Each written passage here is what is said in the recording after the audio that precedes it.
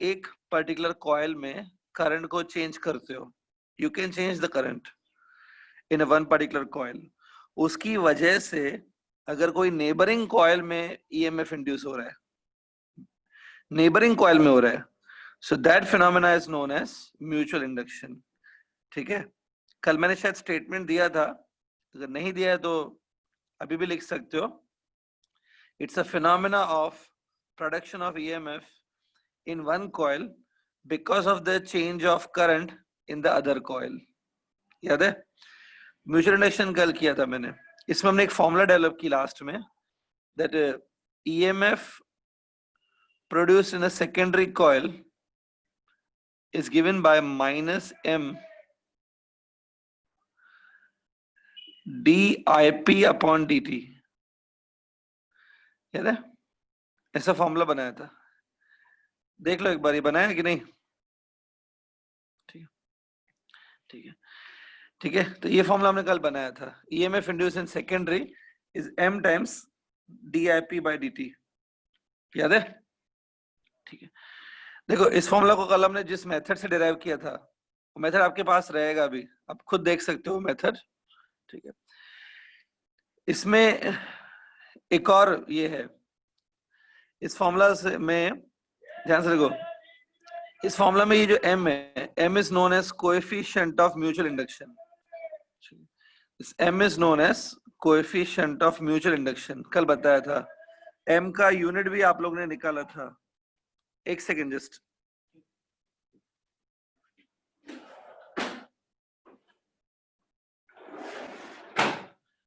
Yes, M का आपने unit भी निकाला था, it was Henry.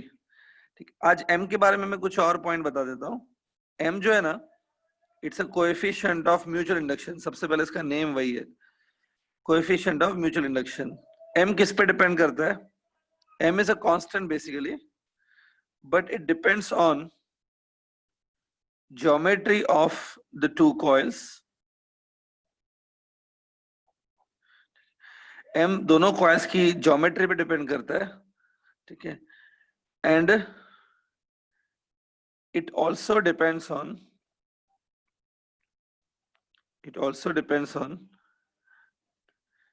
extent।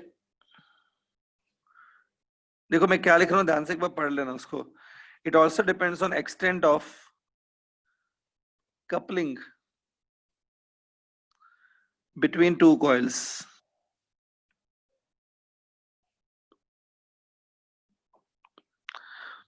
See, क्या मतलब है इसका? M सबसे पहले ज्योमेट्री पे तो डिपेंड करता है, दोनों कॉइल्स की ज्योमेट्री पे डिपेंड करता है, it depends on both coils. उसके साथ साथ ये जो M है ना, it's called coefficient of coupling, depend on extent of coupling between the two coils. Extent of coupling मतलब, आपको याद होगा यहाँ पे दो कॉइल्स है, the flux which are produced by the first coil, जो फ्लक्स फर्स्ट कॉइल से प्रोड्यूस हो रहे हैं वो सेकंड कॉइल से भी जा रहे हैं, मतलब सेकंड कॉइल और फर्स्ट कॉइल आपस में लिंक्ड है ना, जो यहाँ से फ्लक्स जा रहे हैं तो यहाँ पे भी पहुंच रहे हैं। अगर ये कॉइल आप एक दूसरे से काफी दूर रखोगे, if you keep these two coil far away from each other, आपको लगता है क्या कि ज्यादा फ्लक्स जाएंगे यहाँ पे? नहीं, तो फिर ईएमएफ भी इंड्यूस नहीं होगा, म्यूचुअल इंडक्शन भी नहीं होगा। ये दोनों कॉइल क्लोज भी होनी चाहिए, तो इन दोनों कॉइल्स की क्लोजनेस कितनी है, या इन दोनों कॉइल आपस में कितना लिंक्ड है, उस लिंकिंग को, उस क्लोजनेस को कपलिंग कहा जाता है। कपलिंग मतलब जितना वो क्लोज है एक दूसरे से। तो कॉइल्स की अरेंजमेंट पे भी डिपेंड करता है कि कॉइल अगर ज्यादा क्लोजली अरेंज्ड है एक दूसरे के, तो एम ज्यादा रहता है। अगर कॉइल्स एक दूसरे से काफी दूर रखी हुई है, मतलब उन दोनों में लिंक कम है काफी, तो फिर एम भी कम होता है। तो एम बहुत सारे फिजिकल फीचर्स पर डिपेंड करता है। M is known as coefficient of mutual induction. थोड़ा इसका खाली आइडिया रखो, ठीक है? हाँ, एम की एक और फॉर्मूला है, this is one of the formulas to calculate M. M की एक और फॉर्मूला है जिससे आप एम निकाल सकते हो, वो देखो कैसे है। सी इट,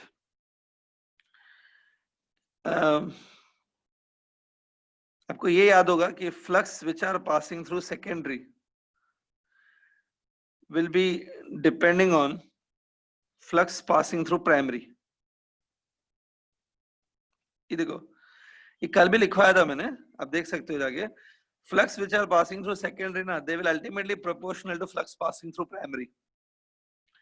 प्राइमरी में ज्यादा फ्लक्स होंगे तो फिर सेकेंडरी में भी ज्यादा होंगे। कल भी ये पॉइंट मैंने बताया था। ये के कांस्टेंट था, तो मतलब flux through secondary is K times flux through primary.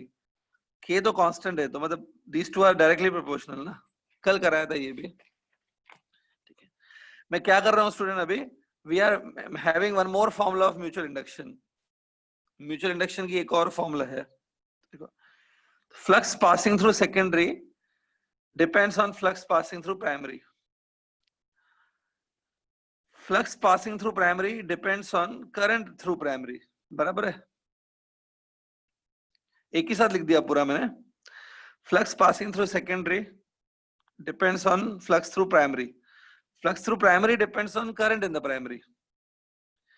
तो मैं अल्टीमेटली ऐसा लिख सकता हूं कि फ्लक्स थ्रू सेकेंडरी और also proportional to current through primary. ठीक है, इसे लिख सकते हैं।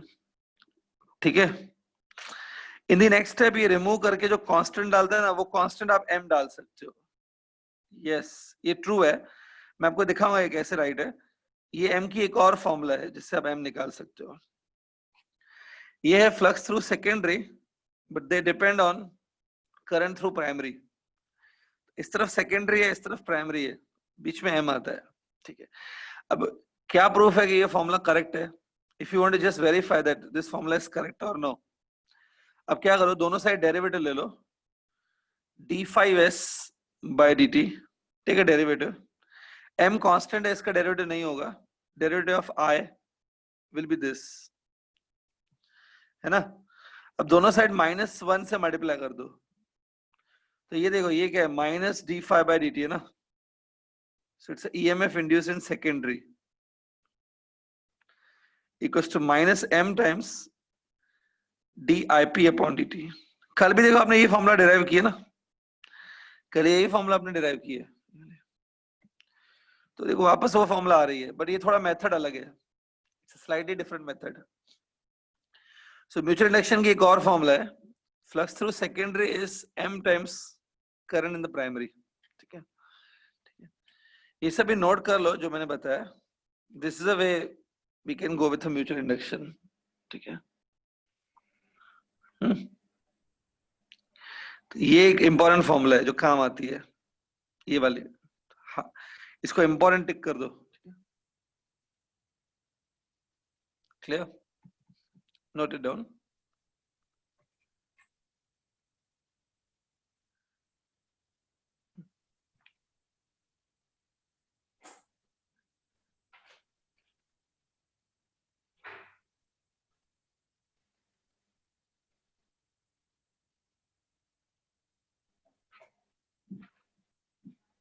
Yeah, is it over?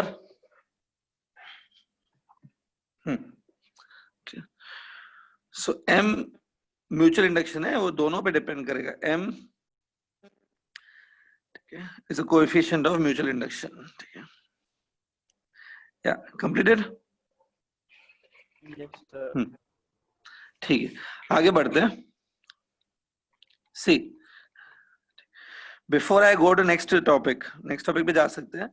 एक छोटा सा न्यूमेरिकल मैं करा देता हूँ, जिसमें हम लोग एक बार म्यूचुअल इंडक्शन खुद निकाल के देखेंगे, we are able to do it और नो। ठीक है, एक काम करें, let's do one small numerical on this. Write down numerical, एक न्यूमेरिकल लिखो।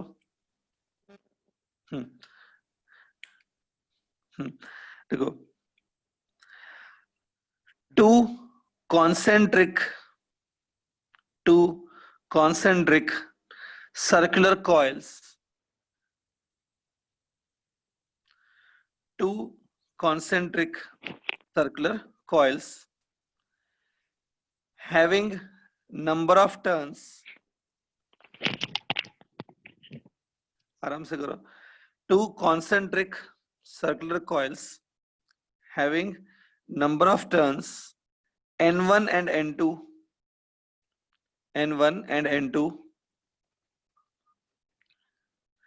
and radius r1 and r2,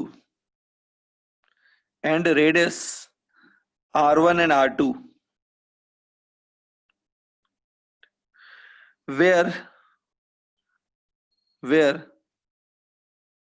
हाँ ये लिखा है where, ये देखो स्क्रीन पे, where R1 is very much greater than R2, मतलब एक कॉइल का रेडियस बहुत बड़ा है compare to second, R1 greater than R2, ठीक है। Full stop. Find the coefficient of mutual induction between them, find the coefficient of mutual induction between them, ठीक है। क्वेश्चन पुट किया। हाँ तो देखो यहाँ पर दो कॉइल्स दी हुई है, ठीक है, नंबर ऑफ टर्न्स दोनों के दिए हुए हैं, रेडियस दिया हुआ है क्योंकि सर्कुलर कॉइल्स है, हमें एम निकालना है, ठीक है। तो जब भी दो कॉइल्स होती है ना तो दोनों के बीच का हम लोग एम निकाल सकते हैं, कोएफिशिएंट ऑफ म्यूचुअल इंडक्शन। यहाँ पे देखो थोड़ा अलग सिचुएशन है, यहाँ पर दो कॉइल्स साइड बाय साइड नहीं रखी हुई है, they are not side by side, are they concentric ना, दे आर कॉन्सेंट्रिक। तो एक काम करो, कुछ भी लिखना मत, जो मैं स्क्रीन पे लिख रहा हूँ उस पर खाली ध्यान दो। इमेजिन दैट ये एक सर्कुलर कॉइल है हैविंग टर्न्स N1 और ये देखो इसका रेडियस है, ये रेडियस इज R1, देखो ध्यान से, no need to draw, just have a look, ठीक है। अच्छा अभी ये दूसरा कॉइल देखो, ये सी द सेकंड कॉइल, ये जो अंदर में छोटा सर्किल बना है ना, ये सेकंड कॉइल है, ठीक है, इट्स अ सेकेंडरी कॉइल, मैं लिख देता हूं सेकेंडरी, और जो बाहर की कॉइल है वो है प्राइमरी। सपोज अब जो अंदर की कॉइल है ना उसका रेडियस मैं R2 ले लेता हूं, R2, ठीक है, और नंबर ऑफ टर्न्स जो है सेकेंडरी कॉइल के वो N2, ठीक है। नो नीड टू ड्रॉ मत करो, खाली देखो अच्छे से एक बार। तो जैसा सिचुएशन गिवन है उसके अकॉर्डिंग मैंने किया है। अब क्या करेंगे, लेट्स अज्यूम कि प्राइमरी कॉइल से वी आर पासिंग करंट, हमने करंट प्राइमरी कॉइल में पास किया, वो करंट है I1, I1 is a current in the primary, ठीक है, ठीक है। हाँ अब एक बात बताओ स्टूडेंट, म्यूचुअल इंडक्शन निकालना, देखो कैसे निकालेंगे वो देखना ध्यान से। एक बात बताओ, प्राइमरी कॉइल में करंट है ना, तो करंट से अपने आसपास मैग्नेटिक फील्ड बनती है, the magnetic field will be produced by the primary current ना, ठीक है। तो ये जो करंट है, current in the primary coil, उससे क्या बनेगा, मैग्नेटिक फील्ड बनेगा ना। So today I want to find out the magnetic field due to this I1 current. मुझे ये चीज फाइंड आउट करनी है, magnetic field due to I1 current at the, कहां पे फाइंड करनी है magnetic field, at the centre of the coil. देखो ये कॉइल में करंट है ना I1, इस I1 करंट की वजह से आसपास मैग्नेटिक फील्ड बनेगा, मुझे मैग्नेटिक फील्ड फाइंड करनी है कहां पर, at the centre of the coil. I want to find out the B at the centre of the coil. क्यों ये फाइंड कर रहा हूं मैं, आपको आगे समझ में आ जाएगा व्हाई आई एम फाइंडिंग, पहले फाइंड करनी है, ठीक है। अब बोलोगे सर B की कोई फॉर्मूला ही नहीं पता हमको, B की फॉर्मूला ही नहीं पता, B सेंटर पे निकालने की फॉर्मूला आपको सिखाई गई है, वो जो चैप्टर था ना ampere law and Biot Savart's law वाला, उस चैप्टर में ये फॉर्मूला आई थी, formula to calculate B at the centre of circular coil. याद करो, पूरी सर्कुलर कॉइल का भी कराया था, अगर आर्क ऑफ, अगर ये सर्किल पूरा नहीं है आर्क है तो भी कराया था मैंने फॉर्मूला, कुछ कुछ याद करो आपको याद आएगी फॉर्मूला, ऐसा कुछ फॉर्मूला थी, mu 0/4 pi I upon radius, इधर थीटा था, फुल सर्किल के लिए थीटा 2 पाई हो जाता है, हाफ सर्किल के लिए ये थीटा पाई लिया जाता है 180 डिग्री, याद है ये formula. So this is a formula to calculate B at the center of the circular coil. Full circle है ना, यहाँ पे थीटा कितना लेंगे 360, ये मैंने कराया था प्रीवियस चैप्टर में, यहाँ पे ये यूज करना पड़ेगा। देखो थीटा मैंने 2 पाई लिख दिया।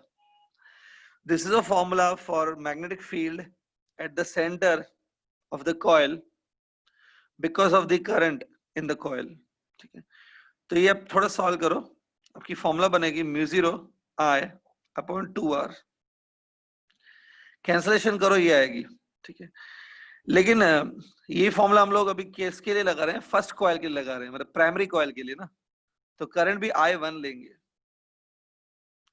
रेडियस भी R1 लेंगे, फर्स्ट कॉइल का रेडियस, करंट भी फर्स्ट कॉइल का, okay? और अगर इस कॉइल को N1 टर्न्स है, this coil is having N1 turns, तो यहां पर N1 भी आएगा, because of N1 turns N1 will be multiplied. तो ये है B at the centre of the coil, म्यू0 number of turns current upon 2 time R1, ठीक है, ठीक है। थोड़ा समझ के लो, बाद में आप लिख लेना, डोंट वरी, ठीक है। अभी B क्यों फाइंड किया वो अभी आपको समझ में आएगा। ये B कहां पे फाइंड किया है? सेंटर ऑफ दिस कॉइल पे ना, ठीक है। थोड़ा ध्यान से सोच के आप आंसर देना। ये मैंने B फाइंड किया, अगर इस B को, ये B कहां पर है? सेंटर पे। Now try to answer me. B को अगर मैं एरिया ऑफ सेकेंड कॉइल से मल्टीप्लाई कर दूं, this A2 is the area of the second coil, it's area of secondary coil, B into A2 कर दूं तो पता है क्या मिलेगा? Any idea? Magnetic flux. Will it be flux passing through secondary coil? Yes, it's a flux passing through secondary coil. देखो ऐसे assume करो कि सेकेंडरी कॉइल बहुत छोटी है, it's a very small coil, क्योंकि लिखा है ना रेडियस बहुत छोटा है इसका, सेकेंडरी कॉइल बहुत छोटी है, तो flux passing through secondary coil will be given by B over here into area. लेकिन सेकेंडरी कॉइल में से देखो, अगर आप ये B इंटू A करोगे ना, B into A is no doubt flux. It's a flux passing through one turn. B into area. उसमें I think N2 turns है. Secondary coil has a N2 turns. तो N2 भी multiply करेंगे for total flux. This become total flux passing through secondary coil. इधर आप B का ये value डाल दो. B का वैल्यू क्या है? म्यू0 I1 N1 by 2 R1. R1 भले तुम ऐसा लिख दो चलेगा. यही वैल्यू मैंने B का डाला इधर. A2 मतलब एरिया ऑफ सेकेंड कॉइल लेंगे ना, एरिया ऑफ सेकेंड कॉइल ये होगा, देखो पाई आर स्क्वायर, क्योंकि सर्कुलर कॉइल है, N2।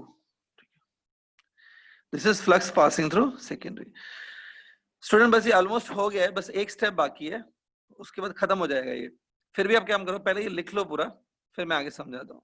Just finish it of first,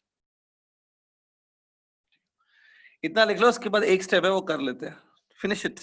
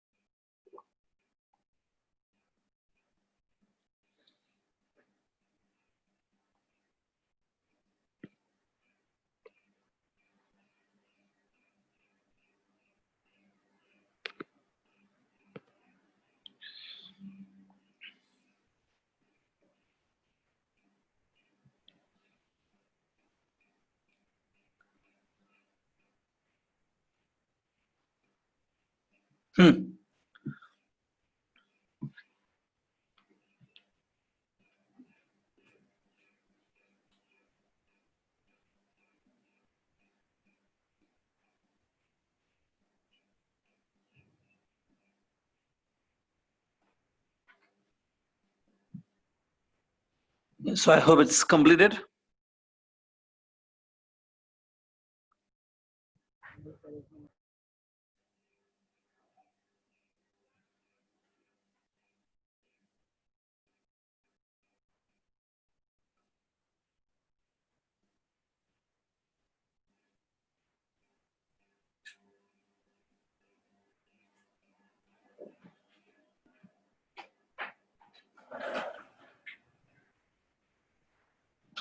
या हो गया, ठीक है। अगला जो अगला स्टेप है वो आप खुद भी कर सकते हो, मैं बता देता हूँ खाली। ये देखो, आपको ये एक फॉर्मूला बन गई है, इस फॉर्मूला में कुछ भी कैंसलेशन नहीं होगा, एज इट इज है। एक काम करो स्टूडेंट, इस फॉर्मूला में जो RHS है ना, RHS में देखो I1 करंट है, I1 is a current in the primary, I1 को साइड में रख दो, बाकी चीजों को ब्रैकेट में डालो। राइट हैंड साइड पे keep the all the terms in the bracket, सिर्फ I1 को ब्रैकेट के बाहर रखो, just keep I1 outside the bracket. ठीक है, करके देखो। आपकी फॉर्मूला क्या बनेगी? Flux passing through secondary coil ऐसे आएगी, म्यू0 N1 pi R2 square N2 divided by 2 R1। I1 को खाली साइड में रखो, I1 को ऐसा आएगा। ठीक है, सो देखो लेफ्ट हैंड साइड पे है फ्लक्स थ्रू सेकेंडरी, LHS पे क्या है? फ्लक्स थ्रू सेकेंडरी, और RHS पे क्या है? I1 है, I1 is a current in the primary. अब हमने थोड़ी देर पहले एक फॉर्मूला मैंने आपको बताई दी, that flux through secondary is M times current in the primary. याद है ये फॉर्मूला? देखो ये मैंने थोड़ी देर पहले आपको बताई दी थियरी में।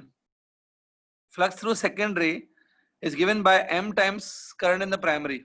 अगर हम लोग इन दोनों फॉर्मूलास को कंपेयर करें, तो ये देखो ये दोनों सेम है, ये दोनों भी एक्चुअली में सेम है, ये दोनों।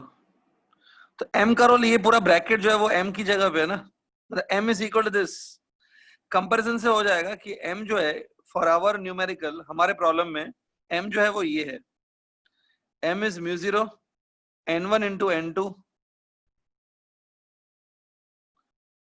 पाई R2 square divided by 2 R1।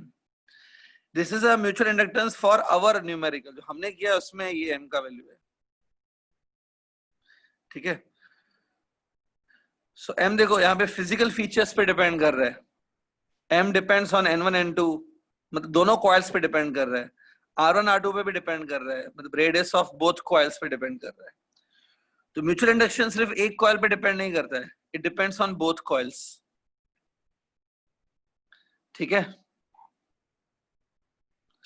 Clear?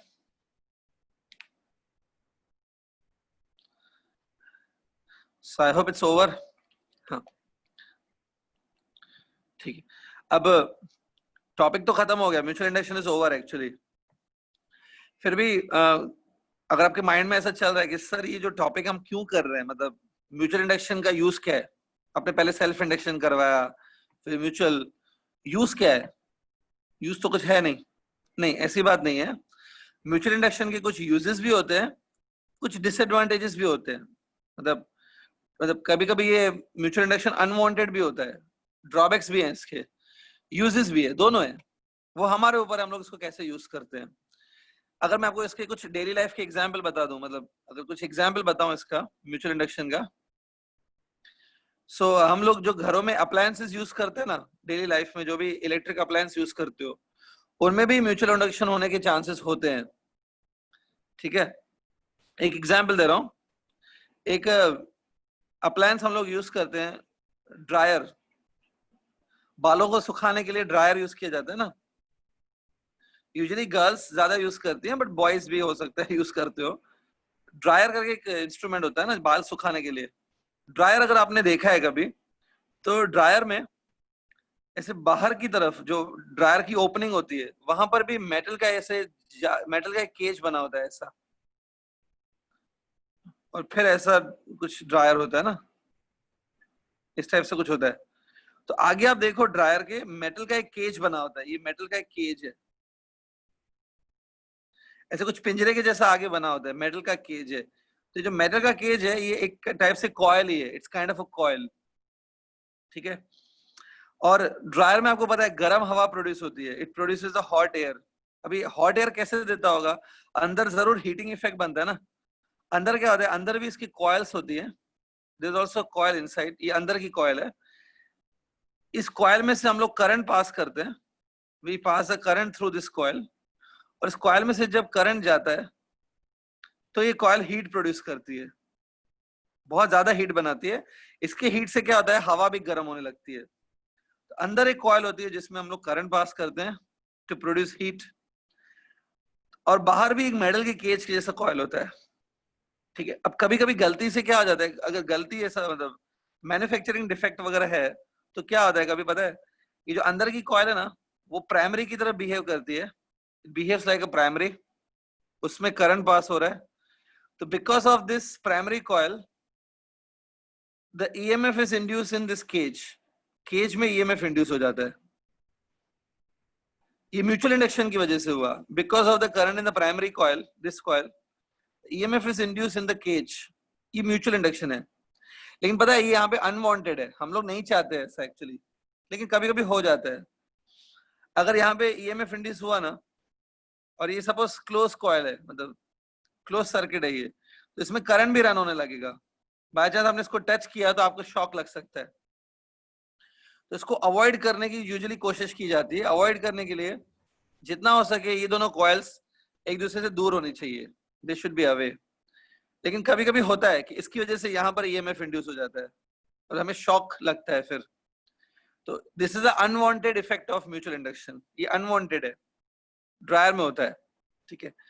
लेकिन हमेशा म्यूचुअल इंडक्शन अनवांटेड होता है ऐसा नहीं है। Mutual induction has many uses also, इसके बहुत सारे यूजेस भी है। अब मैं आपको म्यूचुअल इंडक्शन का एक यूज बता रहा हूँ, ठीक है। You can say it is an application of mutual induction,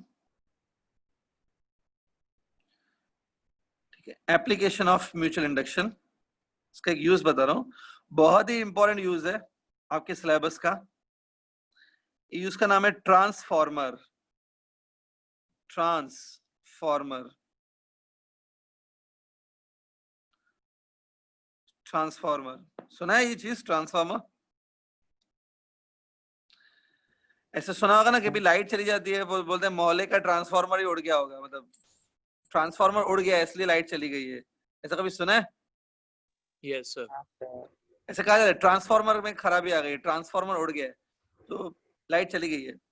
transformer word सुना होगा, may be you may not be knowing about it, but it's a very important electrical instrument, transformer. आज हम लोग क्या करेंगे, ट्रांसफॉर्मर के बारे में सीखेंगे A to Z, ट्रांसफॉर्मर क्या होता है, कैसे काम करता है, ठीक है। ट्रांसफॉर्मर, सबसे पहले ट्रांसफॉर्मर का मैं कंस्ट्रक्शन बता देता हूं। इसकी पहले कंस्ट्रक्शन और वर्किंग देखेंगे और बाद में एंड में मैं बताऊंगा ये यूज कैसे होता है, कहां पर यूज होता है हमारे आसपास, ठीक है। Transformer is an electrical instrument, एक इलेक्ट्रिक इंस्ट्रूमेंट है। इसका construction, transformer usually consist of a rectangular piece of iron। देखो ये सपोज एक, हाँ ध्यान से देखो, ये स्ट्रक्चर दिख रहा है, देखो इट्स अ, सपोज ये पूरा स्ट्रक्चर जो है ना आयरन का बना हुआ है, it's made up of iron, iron का स्ट्रक्चर है। ये बीच में स्क्वायर दिख रहा है ना, ये बीच में जो स्क्वायर है वो पूरा होल है, इट्स अ गैप, पूरा बीच में हॉलो है ये, सिर्फ साइड से इसको 4 साइड से, बीच में से ये पूरा हॉलो रहता है। तो ये जो पूरा थिक आयरन का बना हुआ स्ट्रक्चर है, it's a hollow from the middle. इस पूरे स्ट्रक्चर को बोलते हैं आयरन का कोर, इट्स आयरन कोर, ठीक है। अब इस आयरन कोर के बाद क्या होता है, यहां पर एक सिलुएट, यहां पर एक वायरिंग होती है ऐसे, ये देखो ध्यान से, इसको थोड़ा समझने की कोशिश करना जो मैं बना रहा हूं।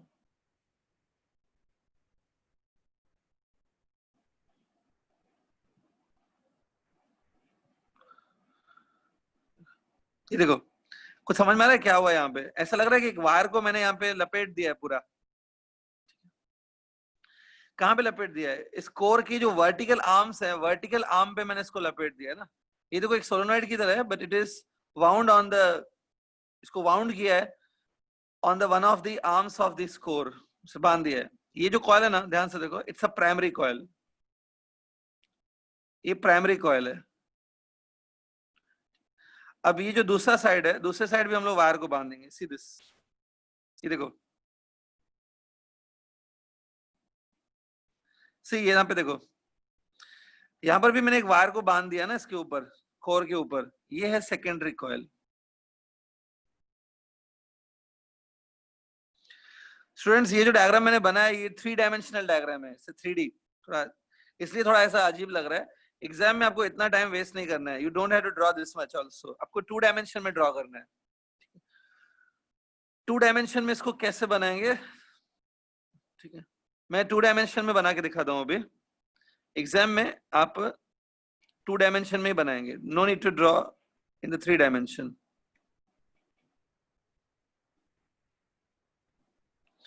ठीक है, सीरिट, ये देखो कोर जो है वो 2 डायमेंशन में ऐसे बनेगा। See the coil now, coil हम लोग ऐसे बनाएंगे। सी,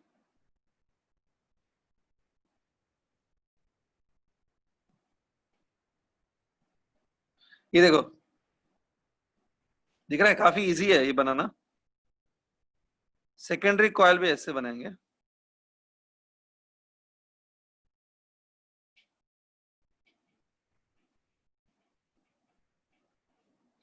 सी, it's a 2 dimensional. I think इसके कंपैरिजन में इसमें आपको कम टाइम लगेगा। We can draw this one also. इसको बोलते हैं आयरन का कोर। और ये जो पूरी वायरिंग है ना, जो मैंने यहाँ पे वायर बनाई है, ये वायर कॉपर की बनी होती है। कॉपर की, इसको कभी कभी बोलते हैं कॉपर की वाइंडिंग्स, इसको ही वाइंडिंग कहा जाता है, कॉपर वाइंडिंग। ये जो पूरी कॉइल लपेटी है वो कॉपर की बनी होती है, कॉपर वाइंडिंग। एक चीज मैं आपको एक्स्ट्रा बता देता हूँ, ध्यान से सुन लेना। जिनको इलेक्ट्रिसिटी वगैरह में इंटरेस्ट है उनको ज्यादा अच्छा लगेगा। एक बात, यहाँ पर आपको ऐसा दिख रहा है कि ये जो दोनों टर्न्स हैं, सी दिस इज 1 टर्न और ये 2nd टर्न है। दोनों टर्न्स के बीच में थोड़ा गैप दिख रहा है, इजंट इट? थोड़ा गैप दिख रहा है, लेकिन रियलिटी में पता है गैप नहीं होता है। ये दोनों एक दूसरे के बहुत टच में होते हैं। All the turns are very much in touch with each other. तो अगर ये सारे टर्न्स आपस में टच करेंगे ना, तो ये शॉर्ट सर्किटिंग की तरह होगा। करंट जब पहले टर्न में से आएगा, अगर ये सारे टर्न्स एक दूसरे को टच कर रहे हैं, तो करंट पता है पूरे कॉइल से फ्लो ही नहीं होगा, करंट सीधा ऐसे फ्लो हो जाएगा, एक ऐसे, if they are touching each other, direct नीचे। हाँ डायरेक्ट नीचे। तो इसको अवॉइड करने के लिए the current should pass through all the turns. इसको अवॉइड करने के लिए हम लोग क्या करते हैं, ये जो कॉपर की वायरिंग है ना, कॉपर की जो वाइंडिंग है, कॉपर की वायर है, इसके ऊपर एक इंसुलेटेड पेंट लगा होता है। नहीं, इस वायर के ऊपर है ना एक इंसुलेटिंग का पेंट लगा होता है, पेंट। ठीक है, पेंट लगा होता है। आपको लगेगा कि सर इसके ऊपर प्लास्टिक की कोटिंग रहेगी। नहीं, प्लास्टिक की कोटिंग नहीं लगाई जाती है, क्योंकि ये गर्म हो जाता है वर्किंग के टाइम पे, गर्म होता है, गर्म होने में प्लास्टिक पिघल सकती है। इसके ऊपर प्लास्टिक की कोटिंग नहीं होती है वायर के ऊपर, बट एक इंसुलेटेड पेंट लगाया जाता है, इंसुलेटेड पेंट। उस पेंट को बहुत जगह इलेक्ट्रॉनिक्स में यूज होता है वो पेंट। मतलब वायर ना, इसके ऊपर ऐसे पेंट लगा देते हैं इंसुलेटेड। उससे क्या होगा, अगर ये 2 वायर्स हैं, दोनों अगर आपस में टच में भी आ गई, तो इनके बीच में इंसुलेटर होगा, तो करंट पास नहीं होगा एक से दूसरे में। वो जो इंसुलेटेड पेंट है ना, उस इंसुलेटेड पेंट को वार्निश कहते हैं, varnish, VARNISH, varnish, varnish paint कहते हैं। ये लगाने पे क्या होता है, कॉपर की वायर के ऊपर लगा देते हैं, उससे वो इंसुलेटेड हो जाती है। तो इवन दो यहाँ पे दोनों वायर्स एक दूसरे को टच करेंगी, ये सब दोनों टच करेंगे एक दूसरे को, कुछ फर्क नहीं पड़ेगा, करंट विल नॉट गो। ठीक है, तो वार्निश की पेंट लगाई जाती है इसके ऊपर। ये एक्स्ट्रा नॉलेज के लिए दे दिया मैंने। ठीक है, ठीक है। तो कॉपर की वाइंडिंग है, लेफ्ट वाली जो वाइंडिंग है सब, उसको अगर मैं प्राइमरी बोलूं, तो राइट वाली जो वाइंडिंग है वो सेकेंडरी हो जाएगी। ठीक है, हाँ, वुड पे भी वो वार्निश पेंट लगाया जाता है। वार्निश पेंट देखो, यस, बालाजी ने बराबर सोचा है। वो बोला कि सर वुड पे भी तो वार्निश पेंट लगाया जाता है, वुडन फर्नीचर पे। एकदम करेक्ट हो आप, लगाया जाता है। वार्निश पेंट के ना 2 काम होते हैं, इट हैज 2 पर्पसेस। पहला तो मैंने जैसे बोला, ये इंसुलेटिंग पेंट है, अपने 2 वायर पे लगा दिया ना, तो दोनों वायर एक दूसरे से अलग हो जाएंगे, इंसुलेट हो जाएंगी, इंसुलेटिंग है। इसका दूसरा यूज है कि वार्निश जो होता है ना, ये जिस सरफेस पे लगाया जाता है, अब वार्निश को कहीं लगा रहे हो सरफेस पे, तो उसमें वो शाइन प्रोड्यूस करता है। वार्निश प्लेन शाइन प्रोड्यूस करता है, ग्लो होता है। तो वुडन फर्नीचर पे हम लोग जब वार्निश लगाते हैं ना, तो वो वुडन सरफेस है ना शाइन करती है, ऐसा लगता है कि मतलब वो सरफेस ऑयली सरफेस लगती है, ऑयल के जैसा दिखती है। वार्निश एक नेचुरल शाइन प्रोड्यूस करता है सरफेस पे। ठीक है, केमिकल है, काफी यूज होता है इंडस्ट्रीज में वार्निश।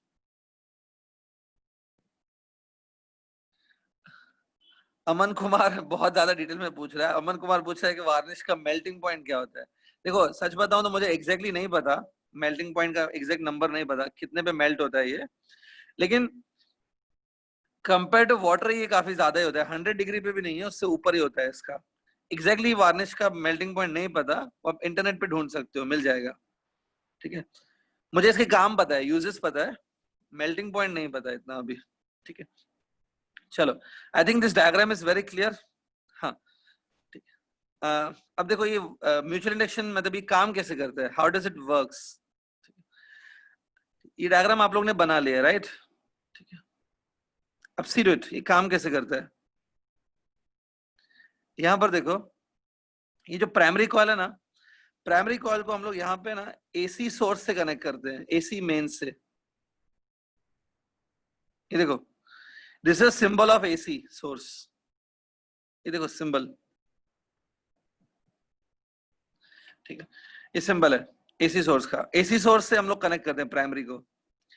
अब एसी सोर्स से कनेक्ट करने पे क्या होगा, अगर हमने इसको ऑल्टरनेटिंग करंट के सोर्स से कनेक्ट किया, एक सिंपल बात है, प्राइमरी कॉइल में ना करंट फ्लो होने लगेगा, current will run in the primary. ये देखो, क्योंकि मैंने इसको बैटरी के साथ कनेक्ट किया, ऐसे मान सकते हैं, current will run in the primary but this current will be alternating in the nature. ये अल्टरनेटिंग करंट होगा, क्योंकि यहाँ पे आपने जो ये ईएमएफ अप्लाई किया है, ये जो ईएमएफ अप्लाई किया है वो ईएमएफ भी अल्टरनेटिंग है, इट्स अल्टरनेटिंग ईएमएफ। याद करो थोड़े दिन पहले मैंने आपको एक चीज बताई थी, alternating EMF E equals to E0 sin omega t, याद है। इट वाज मैंने कहा था ये ईएमएफ अल्टरनेटिंग ईएमएफ है, E0 is a peak value of EMF. तो यही ईएमएफ यहाँ पे अप्लाई किया जाता है। If you apply alternating EMF, current will also be alternating. तो प्राइमरी कॉइल में ना हम लोग अल्टरनेटिंग करंट पास कर रहे हैं, ध्यान से देखो। अब थोड़ा सोच के मुझे आंसर देना स्टूडेंट।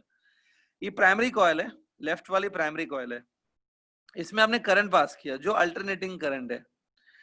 क्या लगता है प्राइमरी कॉइल में ईएमएफ इंड्यूस होगा कि प्राइमरी कॉइल में ईएमएफ इंड्यूस नहीं होगा, induced EMF I am asking. Current alternating है, करंट बार बार चेंज हो रहा है, होगा।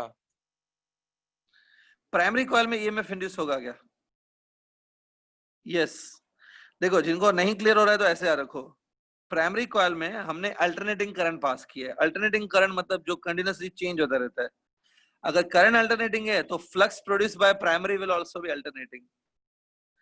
अगर primary coil alternating flux produce करेगी तो वो अल्टरनेटिंग फ्लक्स प्राइमरी में से ही पास होंगे ना, तो EMF will be induced in the primary. Yes you are correct.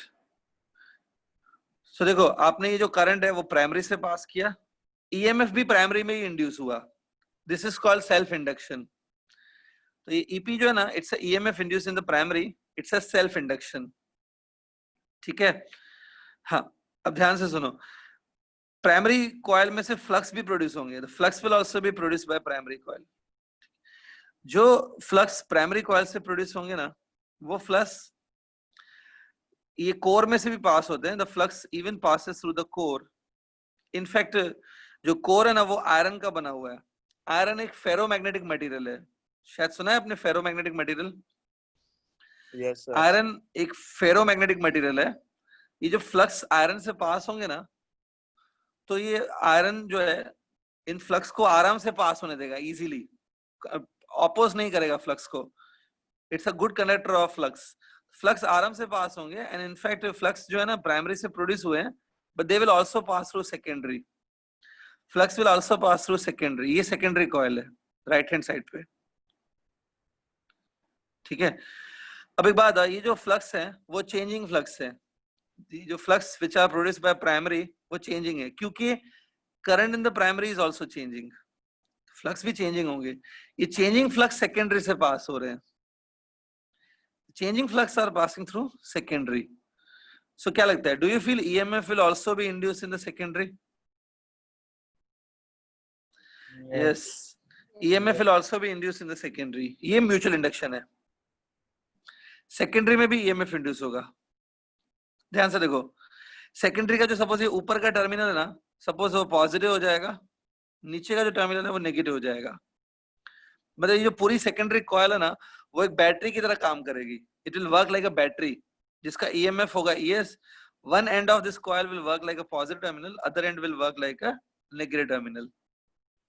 अब बाय चांस अगर आपने ऐसा किया, देखो EMF induce in the secondary होगा, बाय चांस अगर आपने ऐसा किया कि यहाँ पे एक रेजिस्टेंस कनेक्ट करके इसको ऐसे फिनिश कर दिया, तो अभी ये देखो ये क्लोज सर्किट बन गया ये वाला, तो current will start running through this resistance also, current run करना चालू करेगा। उस करंट को मैं बोलूंगा IS। IS मतलब current through secondary, current in the secondary coil. This current is provided by the secondary coil to this resistance. ये जो रेजिस्टेंस मैंने कनेक्ट किया ना, इसको कभी कभी हम लोग लोड रेजिस्टेंस कहते हैं, load resistance. I will denote it by the symbol RL, load resistance. So देखो सेकेंडरी कॉइल में EMF भी इंड्यूस हुआ और सेकेंडरी कॉइल में करंट भी इंड्यूस हो गया, this is induce current.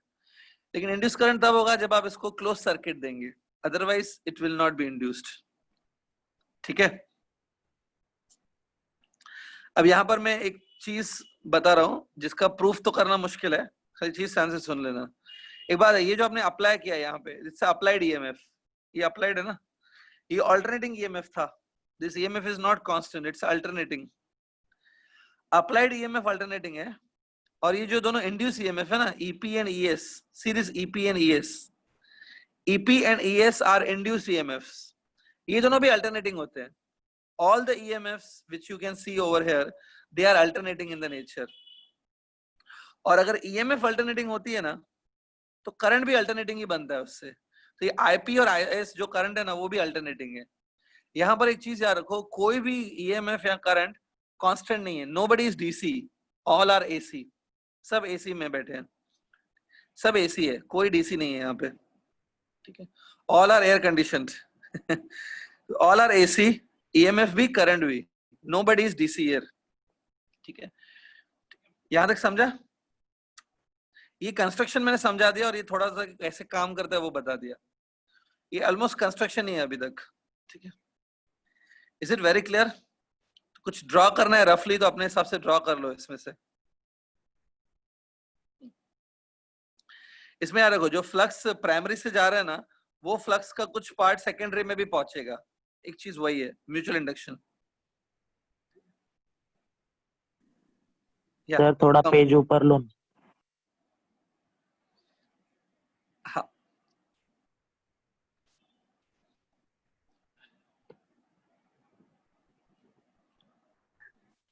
Sir iron से भी तो करंट पास होगा ना?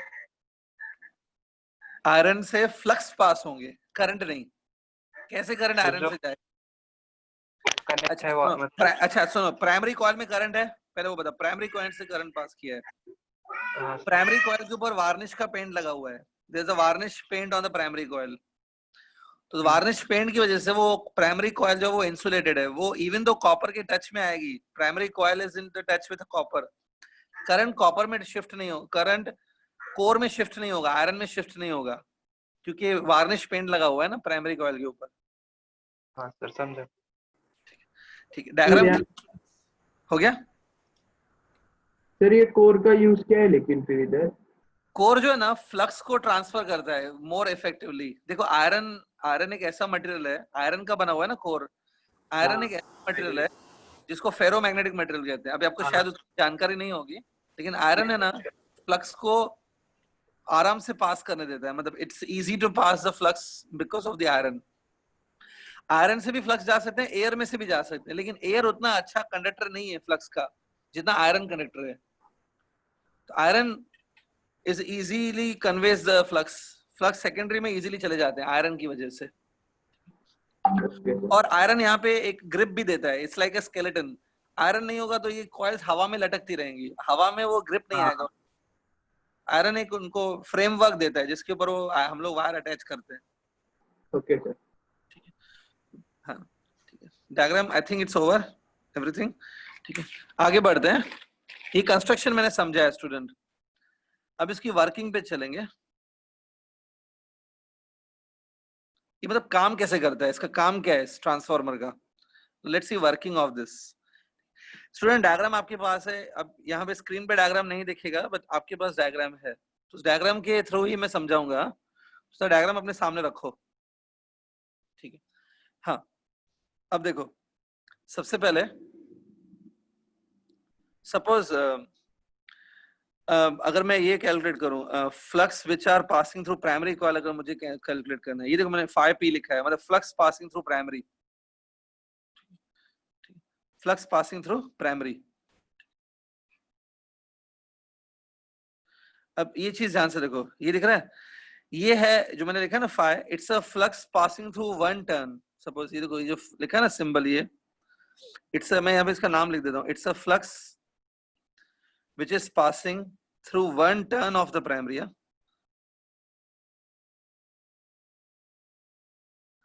ये फ्लक्स है पासिंग थ्रू पर टर्न ऑफ द प्राइमरी, ठीक, एक टर्न से जो फ्लक्स जा रहे हैं, एक टर्न से, वो है। अब प्राइमरी में सपोज, प्राइमरी में नंबर ऑफ टर्न्स कितने पता है?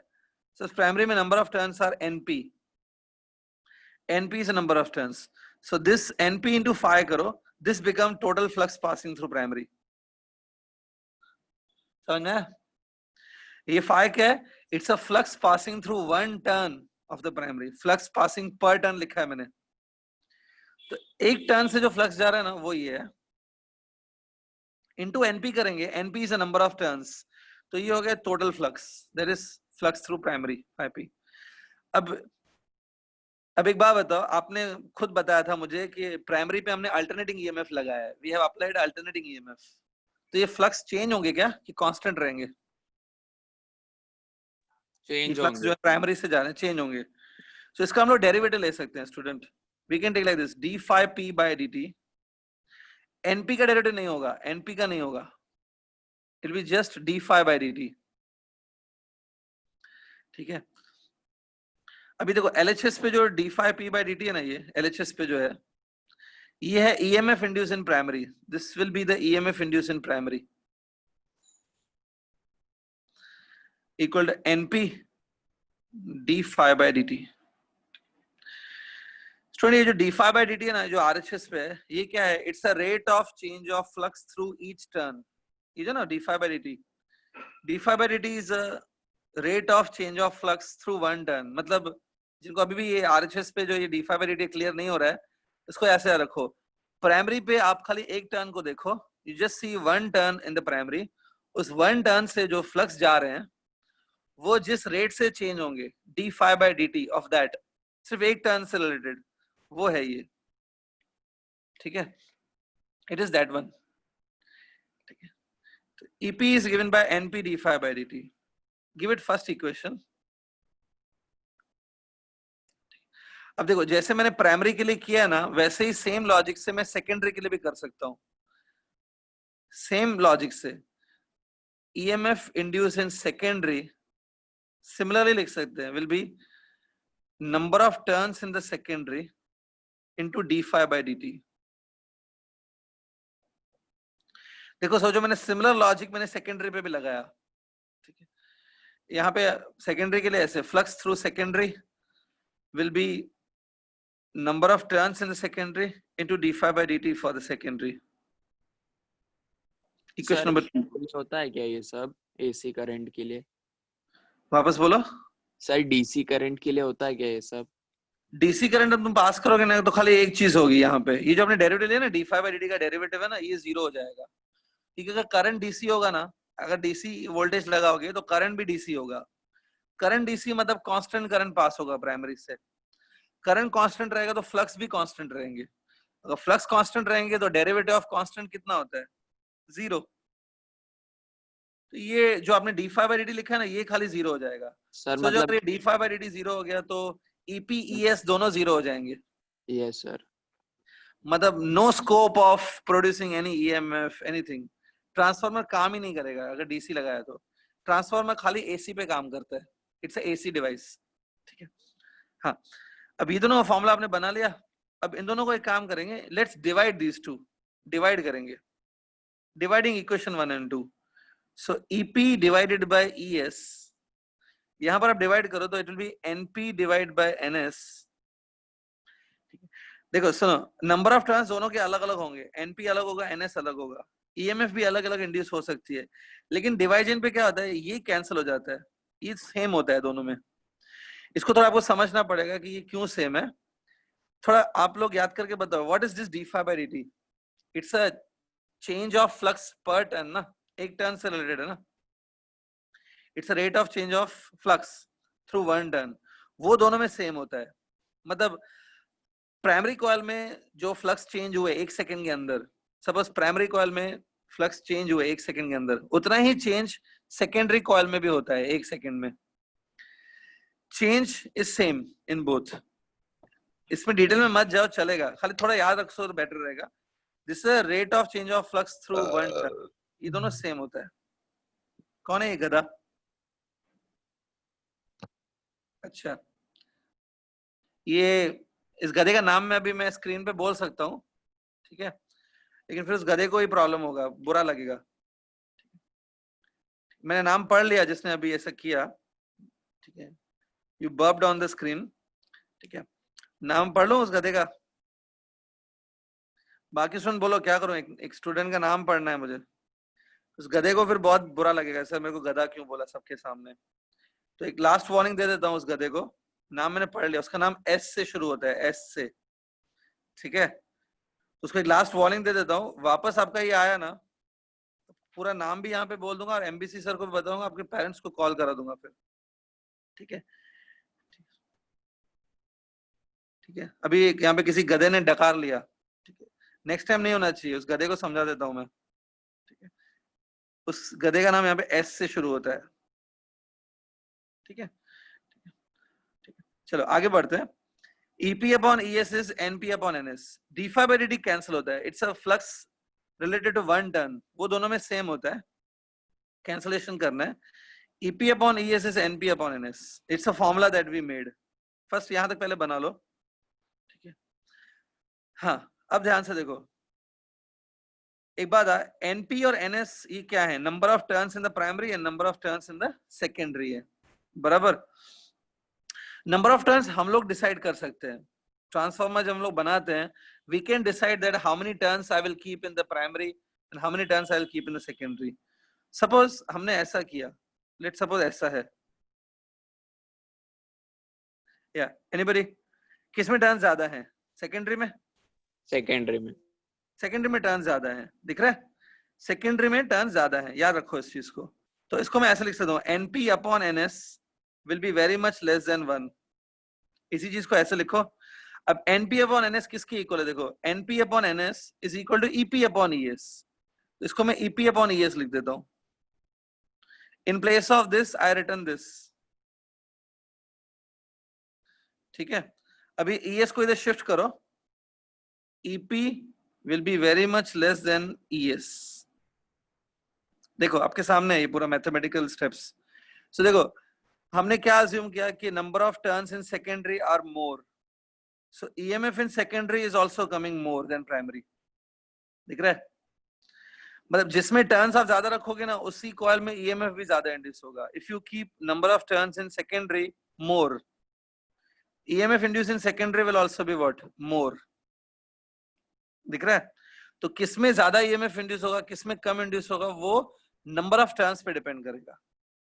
और नंबर ऑफ टर्न्स किस पे डिपेंड करते हैं, वो आपके ऊपर डिपेंड करते हैं। नंबर ऑफ टर्न्स हम लोग ही तो सेट करेंगे ना, कितने टर्न्स लगाने हैं वायर में।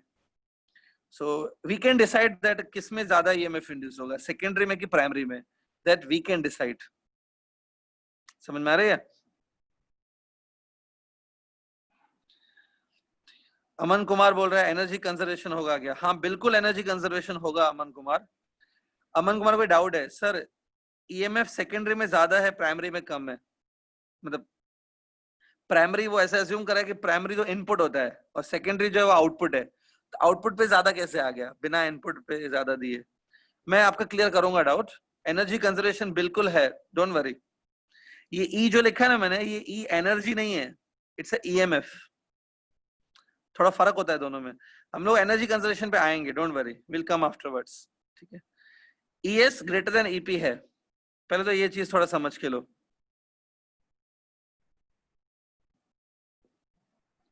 बालाजी मूपनार कब से उसकी सुई है ना डीसी पे अटकी हुई है? बालाजी मूपनार डीसी ट्रांसफार्मर नहीं होता है, ट्रांसफार्मर में हमने डीसी लगाया तो ट्रांसफार्मर नहीं कह सकते उसको, वो काम ही नहीं करेगा कुछ भी। ट्रांसफार्मर एसी से काम करता है। ठीक है, आपने अगर ट्रांसफार्मर नहीं देखा है तो अगले लेक्चर में मैं दिखा दूंगा आपको, यहाँ पे स्क्रीन पे मेरे पास पड़ा है, I have to search it, घर में कहीं ना कहीं पड़ा होगा, मैं नेक्स्ट लेक्चर में दिखा दूंगा आपको transformer. Okay, now listen, ES greater than EP तक समझा? Let me complete this. So अभी देखो एक चीज आप थोड़ा ध्यान में रखो, अगर सेकेंडरी में ज्यादा टर्न्स हैं तो EMF भी सेकेंडरी में ही ज्यादा इंड्यूस हो रहा है, अगर प्राइमरी में ज्यादा टर्न्स होंगे तो EMF भी प्राइमरी में ज्यादा इंड्यूस होगा। ठीक है, अब ध्यान से देखो, transformers right now we are discussing ना, let me complete now please. ठीक है, ट्रांसफॉर्मर दो टाइप के रहते हैं, ध्यान से सुनो। एक ट्रांसफॉर्मर होता है जिसमें अगर suppose EMF induce in secondary अगर more than EMF induce in primary है, अगर ऐसा है। दूसरा पॉसिबिलिटी क्या है? दूसरा पॉसिबिलिटी ये है कि EMF induce in secondary may be less than EMF induce in primary. ये दोनों पॉसिबिलिटीज है ना। EMF induce in secondary more than primary, ये कब होगा? ये वाला कब होगा? जब number of turns in secondary are more. यहाँ पर कौन ज्यादा है दोनों में से? यहाँ पे EMF इन प्राइमरी ज्यादा है, यहाँ पे देखो EMF in primary is more. ये कब होगा? when number of turns in primary is more। ठीक है, हाँ अब देखो ये दो टाइप के ट्रांसफार्मर हो सकते हैं आपके पास। देखो जब EMF इंड्यूस इन सेकेंडरी मोर होता है ना, ये वाला केस है, ऐसे ट्रांसफार्मर को बोलते हैं step up transformer. It's a step up transformer, step up transformer. और ये देखो इसमें क्या है, EP ज्यादा है, प्राइमरी में EMF ज्यादा है, मतलब सेकेंडरी पे कम है, सेकेंडरी पे कम है, इसको बोलते हैं स्टेप डाउन ट्रांसफार्मर। ट्रांसफार्मर दो टाइप के रहते हैं, step up and step down. देखो ये स्टेप अप और स्टेप डाउन है ना, अब ऐसे याद रखो सेकेंडरी के हिसाब से लिखा हुआ है। अगर सेकेंडरी पे ज्यादा वोल्टेज है, सेकेंडरी पे ज्यादा EMF है तो उसको स्टेप अप बोलते हैं, वो अपवर्ड है। अगर सेकेंडरी बेचारा कम है, सेकेंडरी में EMF कम है, सेकेंडरी में कम है, तो उसको स्टेप डाउन कहते हैं। तो डाउन और अप जो है ना वो सेकेंडरी के हिसाब से है। सेकेंडरी में ज्यादा EMF स्टेप अप, सेकेंडरी में कम EMF स्टेप डाउन। नोट कर लो। So transformers are of two types, more in the secondary step up, less in the secondary step down। ठीक है, हाँ क्लियर। बस 2 मिनट और है, लेट मी फिनिश दिस। ठीक है, सो अब एक लास्ट चीज देखो, EMF जो हमारी प्राइमरी में इंड्यूस हुई है, EP is EMF induce in primary, और हमने एक अप्लाइड EMF भी लगाई थी, याद है? मतलब जो AC सोर्स मैंने कनेक्ट किया था, अप्लाइड EMF जो हमने लगाई थी, AC सोर्स लगाया था मैंने ट्रांसफार्मर पे। ये दोनों आपको लग रहा होगा कि ये दो अलग अलग EMFs हैं, करेक्ट है? This is applied EMF and this EP is induced EMF। लेकिन एक्चुअली में अगर हम लोग किरचॉफ वोल्टेज लॉ लगाए ना, if I just apply Kirchhoff voltage law in the primary circuit, तो हम लोग ये प्रूफ कर सकते हैं कि ये दोनों इक्वल होती हैं, दे आर इक्वल। कल भी याद करो जब हमने सेल्फ इंडक्शन डिस्कस किया था ना, याद करो सेल्फ इंडक्शन कल किया था। सेल्फ इंडक्शन में मैंने KVL लगाया था एक जगह पे, याद करो किरचॉफ वोल्टेज लॉ लगाया था कल भी, उसमें भी यही प्रूफ हुआ था, applied EMF and EP are equal. You can check, कल हमने जब KVL लगाया था एक बार, उसमें भी यही प्रूफ हुआ था। तो आज भी KVL लगाएंगे ना तो हम लोग ये प्रूफ कर सकते हैं कि अप्लाइड EMF और EP हमेशा इक्वल होते हैं। EMF induced in primary is always equal to applied EMF। So क्या मैं ऐसा बोल सकता हूं, जो हमारा अप्लाइड EMF है वो अगर कम है और सेकेंडरी में ज्यादा EMF है, मतलब हमने अप्लाई कम किया, मिल जाए ज्यादा है, EMF इन सेकेंडरी ज्यादा मिल रहा है, तो ऐसा ट्रांसफार्मर स्टेप अप होता है, इट्स अ स्टेप अप। और अगर अप्लाइड EMF ज्यादा है, सेकेंडरी पे कम है, सेकेंडरी पे कम मिल रहा है और आपने अप्लाई ज्यादा किया है, तो इसको बोलते हैं स्टेप डाउन ट्रांसफार्मर। गेटिंग? अभी भी ट्रांसफार्मर फिनिश नहीं हुआ है, आज आई थिंक हो भी नहीं पाएगा फिनिश, कल भी एटलीस्ट पूरा लेक्चर ट्रांसफार्मर के ऊपर ही जाएगा to explain each and everything regarding transformer. ठीक है, तो स्टूडेंट हम लोग यहीं तक आज कंप्लीट कर लेते हैं, will stop here only. In the next lecture we will continue